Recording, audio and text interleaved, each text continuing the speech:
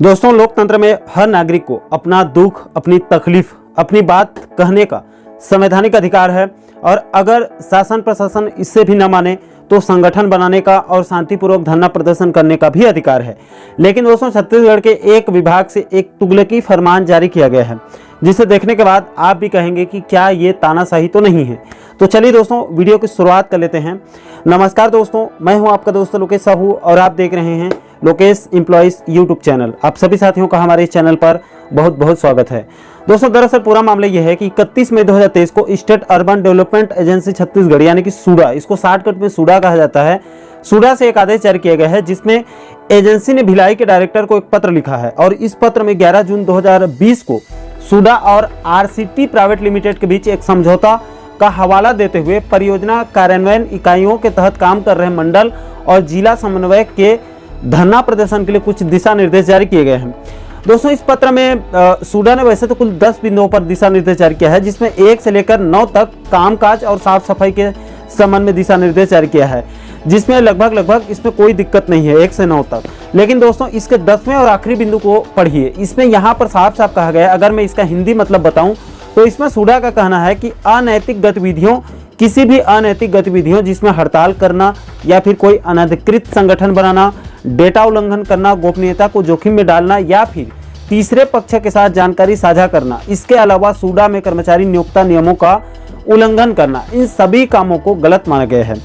तो दोस्तों, अब सूडा के मुताबिक वहां पर जो कर्मचारी सेवा दे रहे हैं उनको ना तो संगठन बनाने की अनुमति होगी और न ही अपनी बात को कंपनी या फिर सरकार के सामने हड़ताल करने की भी फिलहाल अनुमति नहीं है इस पत्र के मुताबिक, क्योंकि इसमें अनैतिक और नैतिक की कोई परिभाषा नहीं बताई गई है।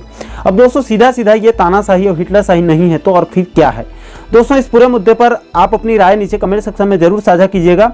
और दोस्तों, ये जो सूडा का पत्र है, इसका जो पूरा पीडीएफ है उसको हमारे टेलीग्राम चैनल पर भी अपलोड कर देंगे। आप चाहें तो आप वहां से डाउनलोड करके बारीकी से अध्ययन कर सकते हैं। अब दोस्तों, ये पत्र जो सामने आया, इसके बाद इसका कड़ा विरोध भी शुरू हो चुका है। इसको लगा सबसे पहले छत्तीसगढ़ मध्याह्न भोजन रसोइया महासंघ ने इसकी कड़ी प्रतिक्रिया उनके तरफ से सामने आई है। आप उनके जो है वो रसोइया महासंघ के जो प्रदेश अध्यक्ष हैं नीलू ओगरे जी को भी सुन सकते हैं कि आखिर इस पूरे मुद्दे पर उनका क्या कुछ कहना है। हो आप सबके बीच में फिर से आया हूँ मैं। अभी जानकारी मिले है कि सूडा विभाग में एक लेटर जारी हो है कि आप मन अपन हक और अधिकार के तहत आप मन कोई संगठन नहीं बना सको, ना ही आप मन बोल सको। जितना टाइम पाई उतना टाइम आप मन ला मीटिंग में बुला सकते, आप मन से काम ले सकते। ऐसे कोई आदेश निकले सूडा विभाग में करके जानकारी मिला थे। ओकर प्रदेश अध्यक्ष हमार सौरभ मिश्रा भाई हवा, जेकर मैं पूरा साथ देना चाहता हूँ। क्या अपन हक और अधिकार के लिए कोई संगठन नहीं बना सके या अपन आवाज़ बुलंद करे पर अगर कोई ला तकलीफ मिला थे, कम रोजी मिला थे, तो वो तो अपन अधिकार के तहत हमन संगठन बना सकथन। हमारे संगठन के लिए हमन आवाज़ उठा सकथन कि हमारे पेट नहीं भरते गए के। तो ये इसने अगर हमन आवाज़ उठावत हन तो आप मन संगठन नहीं बना सको, आप मन अधिकार के लिए आवाज़ नहीं उठा सको करके सूडा विभाग में एक लेटर जारी करे गए है। जे लेटर के मैं विरोध करना चाहता हूँ। अगर वो लेटर तुरंत वापस नहीं करे जाही तो 87,000 रसोइया सूडा विभाग के साथ खड़े हैं और ओकर लेटर के खिलाफ हमन जल्द से जल्द रैली एवं धरना प्रदर्शन करबो। मोर नाम नीलू ओगरे है, मैं रसोइया संघ के प्रदेश अध्यक्ष हैं। जय जोहार, जय छत्तीसगढ़। नमस्कार, मैं रवि गढ़पाले, प्रदेश अध्यक्ष छत्तीसगढ़ संयुक्त अनियमित कर्मचारी महासंघ। आपको बताना चाहूंगा, ये जो महासंघ का निर्माण हुआ है, हमारे छत्तीसगढ़ में जो अलग अलग अनियमित संघ है, 41 अनियमित संघ है, उन संघों से मिलकर ये महासंघ बना है और नियमितीकरण समेत जो अपनी 6 सूत्री मांगे हैं, उन मांगों को लेकर सरकार तक अपनी बात पहुंचाता है।